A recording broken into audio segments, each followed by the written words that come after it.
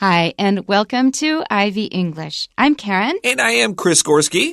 Today is February 3rd, and today we have an article about a very, very exotic remote place. Sure, it's called the Gambia, a hidden travel destination. And of course, we're talking about the tiny West African country that is really famous in history, mostly because of its relationship to the slave trade, which is a very kind of heavy topic. That's right, and I will try to keep myself together if we start talking about it, because usually I'm not really good at staying together emotionally when we start talking about this topic. It's so heavy. But what I think of is just a sliver of a country. It really is. It's almost snake-like. It's this tiny little piece of Africa. I shouldn't say tiny because it's really quite significant, but compared to the rest of Africa, it's the smallest country in Africa, mainland Africa, by size. And it's very, very narrow. It's very narrow. It's surrounded, as we'll see in our story, on all sides by Senegal, which is a precarious place for a nation to be. That's sort of like Swaziland? Yeah, like completely engulfed by another nation. You are at its mercy. And Lesotho as well. Lesotho and Swaziland, those are two countries inside of South Africa, completely surrounded by South Africa. I remember being a little boy and having this large world map. And I remember looking at that, especially Swaziland. Swaziland sticks out to me and thinking, boy, that's a really weird thing. Like even as a little boy, I can recognize that another country completely surrounded or engulfed by another nation, boy, that's unusual. We usually call that an enclave, right? Right. E-N-C-L-A-V-E. E-N-C-L-A-V-E. It's a country that's surrounded by another country. Yeah, which is kind of scary. But let's get back to the Gambia. The other unusual thing about it, at least the first thing I think of, is most countries do not have an article in front of it.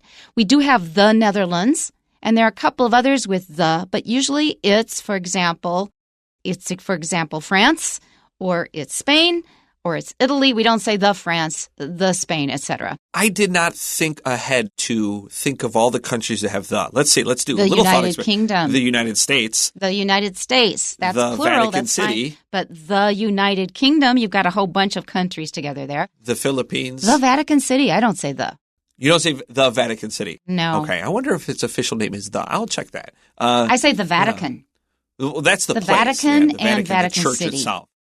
That's interesting. What else is there? Are there other ones? There probably are, but this is kind of unusual in Africa. I can't think of any other offhand. There may be some. But the Gambia, they use the, I can't say it in Chinese. They use the definite article. It came to me in Chinese first. They use the definite article because that's the way we refer to rivers. And we have the Mississippi, the Amazon, the Nile, and the Gambia is the name of a river. And this country is named after the river. Okay, so our title again is The Gambia, a hidden travel destination. Not again, I don't think we read it in the first place. So let's listen again. The Gambia, a hidden travel destination. And here's our article. As the world slowly opens up to international travel following the COVID-19 pandemic, which left many people confined to their home countries, a lot of people are now excitedly thinking about which holiday destination they want to head to first. On a tourist list of potential destinations, you're likely to find popular spots like Japan, Thailand, and Bali. However, more adventurous travelers may look to paths traditionally less trodden. For example, it seems that one country with a lot to offer tourists is the Gambia. Located in Western Africa, the Gambia is not easy to find on a map for anyone who has never looked for it. This tiny country is Africa's smallest non-island nation in terms of land area. The Gambia is mostly surrounded by the larger country of Senegal, except for its coastline in the west. It occupies a long, narrow strip of land with the Gambia River running through its middle. The Gambia's unique shape and size are the results of its colonial history. In the 19th century, Great Britain held control over the lower part of the Gambia River, while France ruled over Senegal. Eventually, the two nations reached an agreement on how to divide up their territories. No article about the Gambia would be complete without mentioning its beautiful natural landscape. Surrounding the Gambia River are numerous national parks and nature reserves featuring diverse plant and animal life. These areas are easily reachable through the river, which is often the preferred method of travel for tourists to the country. Another advantage for visitors to the Gambia is that English is the country's official language, making communication with the local people relatively easy. With all these features and more, why not consider making the Gambia your #1 post-pandemic travel destination? I bet not that many people have thought about this. Have you left the country recently? No, not. Yeah, I was in France right before the pandemic. I was Gosh, so was that glad I bad? went when I did. It was in the summer of 2019. And then it just all hell broke loose. I when remember came back. us talking about this. It feels like it was yesterday. It does, yeah. But I have not left the country since then. It was just, I had no desire to because at the time, Taiwan had virtually no COVID. Right. And I did not want to go to a country that had a pretty serious COVID situation. And then you have to go through quarantine. So I was happy to stay where I was. And I still am, actually. Taiwan was literally and figuratively an island unto itself regarding COVID. Yeah, I suppose once you're ready to leave, what's your #1 post-pandemic travel destination? You know, I haven't even thought about it. Really? It's not even, just you haven't. So distant a possibility. I haven't even thought about it because I have family coming to visit me next month, so I don't have to go to the States. That's funny. I was thinking I have to go home because my family won't visit me here. Yeah, well, I'm going to be privileged with a visit next month, so that takes care of that. I'm jealous of that. Oh. And I will see my grandson for the first time. Yes. Okay, so back to what we're doing here. So the Gambia probably was not on your list, but I have to honestly say, if I were going to say plan a trip to the Gambia, I would definitely plan to visit other African countries because it's really a long ways away. You have to make a lot of preparations to go to Africa. You have to get vaccinated. I mean, they have a lot of endemic diseases. Endemic? Should we teach that word? Endemic. Endemic are diseases that a place has seemingly forever. If you go there, you have to deal with that disease. You know this word because it's related to pandemic, which is very closely synonymous with COVID-19, meaning everywhere. And endemic is in this one place. Now, the Gambia, for us, is really far away. But because of its colonial history, the Gambia is quite popular with British tourists. Oh. And they will go there for a beach holiday because there's 50 kilometers or so of beach coastline. Oh, my goodness. And they gate that off and make it really lovely. And so I reckon you probably don't even need to exchange your British pounds in some of these resorts. You know, the first thing I think of when I think of going to Africa is music. Music, because of yeah. all the different kinds of music. You asked me about my favorite singers and groups, and I told you no. Actually, I like world music, and among world music, my favorite is African music. So there is choral singing in South Africa. There is thumb piano in Bira in Zimbabwe. And in the north, you've got the kora, which is a harp. And that's in the area of Senegal. So I would definitely go hear lots of kora. My first goal would be to hear lots of beautiful African music. That's funny. I have a friend that I have very similar musical tastes with, and we love to just explore with music, and we'll just send each other stuff back and forth. And I had been sending her a Nigerian rapper, and it has these African rhythms with American style hip hop. Yeah. It's such an interesting blend. It is. It really is. And then maybe 10 years ago, 15 years ago, there was this really popular duo out of Senegal. And they came out with just a banger of an album. It was such a good pop record. And yeah, I'm with you. There's so many good songs from places we'll never get to hear. And it's almost a crime we'll never get to experience it. Well, I find a way to experience it. Yeah. Okay. So let's go back to the beginning of our article. Our title again is The Gambia, a Hidden Travel Destination. It's hidden. I think one reason is because it is so small. And I guess in terms of world politics and world events, we just don't hear about it very often. And so people just don't hear about it that much. And I know that at one point, I just took a map of Africa and I just stared at it and I memorized all the countries. Really? Yeah, because people just say, well, in Africa, they make it sound like Africa's a country. Africa is enormous. It is a huge, huge, huge continent with many, many countries. So I just sat down and memorized the names of the countries and their capitals. So I don't feel quite so embarrassed now when people are talking about Africa. That's such a good point. I actually make a point in my classroom at a certain point when we're discussing nations. There's this point in our lesson plan.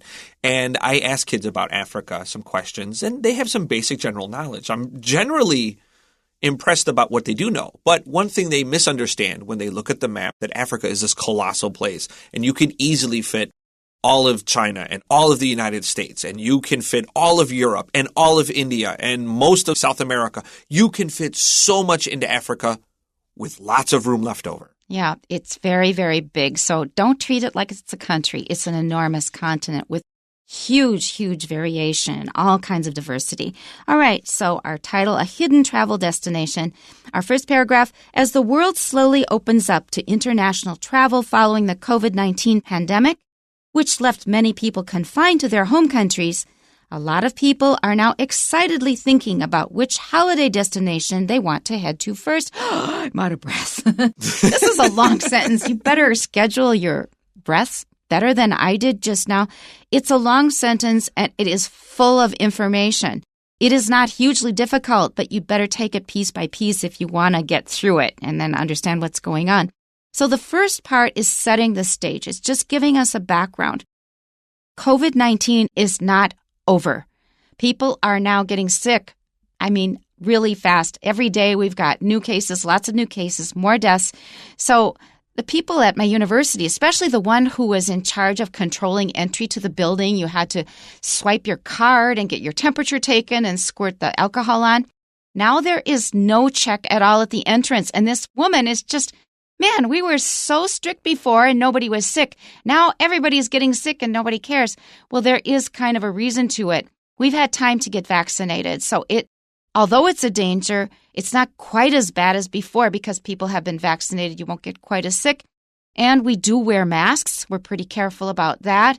And we're just kind of resigned to the fact that probably a lot of people are going to get sick. We have to live with it. And if you keep on being so strict about everything, it's really kind of restricting people's lives and it's hurting the economy. How long were people in masks regarding SARS, roughly 2003? Honestly, I don't remember because so many people wear masks anyway. Right. I got here in 2005. It was right after SARS, and everyone was concerned about me coming here because of SARS. So I'm like right after that, and I wish I could compare it, but I don't have anything I can base it off of. I have to be honest that I was not that concerned because most of the cases were in central and southern Taiwan. The same is true of dengue fever. And because of that in the north, I probably got too comfortable when it is not necessarily that safe. Okay, so let's go back. So everybody is now starting to travel again, not because it's extremely safe, but at least we've generally been vaccinated, except for some people have chosen not to. We do wear masks, at least in certain situations. So people are saying, well, we can't just stay closed up in our houses and stuck in our own countries forever, and people are now traveling again. And some of the airlines are starting to recover. So this period left many people confined to their home countries. That assumes that most people will want to get out of their home countries. And I think that probably applies to many of the people that we hang out with, if I'm assuming correctly, because many of the people we hang out with, you're saying, oh, Karen, when are you going abroad next? A lot of people don't travel. A lot of people have never left their own country, especially in the U.S. Yeah, I actually had a person, I was talking American football, and they saw my mask in my profile picture. I don't even think twice about wearing a mask because it's Taiwan. Of course, it's what you do. Yeah. And then I kind of forgot that outside in the U.S., it's a political statement to wear a mask. That's right. And this person, I was just talking football, and this dude came at me with like such aggression about my mask. I said, dude, I know where you're from. Like, this is a political statement. The world is bigger than the United States. And they don't realize that. And I think that's he couldn't accept it. I think that's one reason that we have so much division in the U.S. because I think their focus is just so small. They're not looking elsewhere. If they kind of opened up a bit, maybe they wouldn't be so divided. Yeah, and this is my point that what I told him later on, I said, I have big energy that you don't have a passport. That's right. It's like you've never even attempted to leave. So Chris just gave us a really concrete example of what is very, very typical, especially of rural America, I would say. Florida. Sorry? Florida. Sorry? Florida. Yeah. So that tells you a lot. Yeah. So if you live in a smaller town or if you live in a heavily, let's say a heavily red area in a red state, you're going to run into this, and it's good for you to be aware of this. But in any case, there are a lot of people in the States who do not have a passport, who doesn't even occur to them that they could travel outside of the U.S. So a lot of people who did like to travel, they were kind of stuck in their home countries. Now they're finally thinking, well, things are opening up again. They're excited, and we've made it into an adverb. They're excitedly thinking about, now that I can finally travel, where am I going to go first? And where are they going to head to first? Head to just means to go someplace with a very clear destination in mind. Our next sentence, on a tourist list of potential destinations, you are likely to find popular spots like Japan, Thailand, and Bali. And it's true, these are always popular tourist destinations. Especially Bali, like we have something now called digital nomads. A nomad is a person who does not live in one place. They keep moving around. And if you're digital, that means you're probably like a coder. You do computer programming, or you're a writer, you're a blogger, etc. A lot of them will head for Bali and also Thailand. Yeah, anywhere where you can have a low cost of living while still earning your good Western income, that's a popular destination. And that's why I left off Japan, because they do not have a low cost of living. But Thailand and Bali are really popular destinations. Japan has always been popular for tourism, though. However, more adventurous travelers may look to paths traditionally less trodden. Now, trodden is the past participle of the verb to tread, T-R-E-A-D. Tread means to step on with your feet, to walk over stepping on things with your feet. So I tread, I trod, I have trodden. But the thing is, verbs now are becoming regularized. So people will probably say, I treaded over the ground. In the past, it was I trod. Now people will probably say treaded. But in some set expressions, we will use the traditional forms, the irregular forms. So we often say a path less trodden. And here we've got it. Paths that are traditionally, that means usually, it's been a habit in the past. Less trodden, that means fewer people go there. While we're talking about the word trodden, we should also look at the word tread. Just like Karen was saying, it's something that you step on with your feet. But also, while we have this word, we can think about a tank and those things that a tank uses to get over muddy or hard to traverse terrain. Those are called treads, and it's a really useful word right there. Okay, our next sentence. For example, it seems that one country with a lot to offer tourists is the Gambia. So you may not have thought about it before, but actually it has a lot to offer. It's one of those things where you spin the globe and put your finger on it, like, I'll travel there, but then your usually, chance of hitting the Gambia is not very high. And it's almost always like in the middle of an ocean. Yeah, exactly. That's true. Okay, let's continue to our next paragraph here. Located in Western Africa, the Gambia is not easy to find on a map for anyone who has never looked for it. And we've pointed out the reason. It's very thin and very hard to find. This tiny country is Africa's smallest non-island nation in terms of land area. We've already explained that. What's the smallest island? Is it Mauritius? There are a couple of them. It's not Madagascar. No. Let's continue. The Gambia is mostly surrounded by the larger country of Senegal, except for its coastline in the west. Okay, so everything is closed in except for the place where they have water. And Senegal is another country you should learn a lot about. It's a very important country with wonderful music. Senegal is also much easier to find on a map, yes, so it's bigger. An easy way to look for the Gambia. Let's continue to our next sentence. It occupies a long, narrow strip of land with the Gambia River running through its middle. And we've already mentioned that. The Gambia's unique shape and size are the results of its colonial history. And that is true of many, many countries in Africa. You've got random straight lines just because of these agreements between colonial powers. All right, in our next sentence, in the 19th century, Great Britain held control over the lower part of the Gambia River while France ruled over Senegal. Eventually, the two nations reached an agreement on how to divide up their territories. And like we mentioned, that is mainly how Africa got divided into countries, was because of these agreements. Weirdly, we've talked about Prester John several times in these programs over the years. of these English-only programs. And Henry the Navigator, the guy that started all this colonial business that we're kind of discussing in this paragraph, he was looking for the river that Prester John was at the end of, and he was guarding the biblical Garden of Eden. And weirdly enough, it keeps coming up in these stories we talk about. It's just this weird through thread. Yeah, like what is it about Prester John, this legendary guy protecting the biblical Garden of Eden, and the stories that Karen and I discuss? Well, anyways, Henry the Navigator, the Portuguese leader that never stepped on a ship in his life, was actually looking for this guy, and he ended up the Gambia and was trying to find what he was looking for. Good luck. That's really interesting. Okay, our next paragraph. No article about the Gambia would be complete without mentioning its beautiful natural landscape.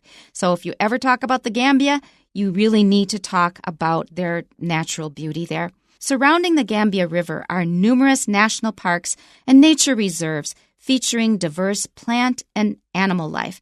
Now, the one thing that can really get me interested besides beautiful African music is national parks, and because that is actually the thing I love most about the U.S. is the national parks. So this really intrigues me. These areas are easily reachable through the river, which is often the preferred method of travel for tourists to the country. The Gambia is not really a great river to travel on for about most of it. Once you get to the back end, when it starts getting heavier because it's flowing down from the mountain, it's no longer really useful. And so Henry the Navigator and the Gambia was kind of a fruitless search for him. Oh. Okay, another advantage for visitors to the Gambia is that English is the country's official language, making communication with the local people relatively easy. And that is actually a very strong advantage. Okay, we have one little paragraph left. With all these features and more, why not consider making the Gambia your #1 post-pandemic travel destination? That's a thought. That's another option I really hadn't thought about. Let's go to our questions. Number 1, what does the word trodden most likely mean in the first paragraph? Our choices are A, laid off. B, given up. C, walked on. There's our answer. If you've walked on something, you have trodden over something. And D is sold out. That's wrong. Number 2. What does the author say about the location of the Gambia? A, the country is located on the smallest island of Africa. No, it's not an island at all. Letter B, the country's shape and size resemble some countries in Africa. No, it's very unique. It's the only one that's shaped like that, so it's not B. C, it is situated at popular tourist spots like Japan, Thailand, and Bali. That reminds me of the people say, oh, don't you live in Thailand? They always mix up Taiwan and Thailand. My own father thought that. They'll mix up Taiwan with Hong Kong and Japan. So this is maybe not as crazy as an answer as it looks. And letter D, it may take those who are unfamiliar with the country a while to find it on the map. Even if you're familiar with it, it still may take you a while because it's pretty small depending on the size of your map. All right, question 3. What can we learn about the Gambia? A, it was first colonized by France and then Great Britain. No. B, the inner part of the Gambia can only be reached by boat. That's not the right answer. Letter C, it is a long and narrow country entirely surrounded by Senegal. Ah, not entirely. We've got water. We've got a coast, and that isn't surrounded. That part is not surrounded by Senegal. D has to be the right answer, and it is. The special shape of the Gambia is due to a territorial agreement. As we mentioned, that is true of many, many countries in Africa. Okay, question 4. Which of the following aspects of the Gambia is discussed in the passage? A, the landscape. B, the economy. C, a key method of travel. D, the climate. E, the geography. And F, diplomatic relations. And note that it's relations and not relationships when we're talking about international relations, so diplomatic relations.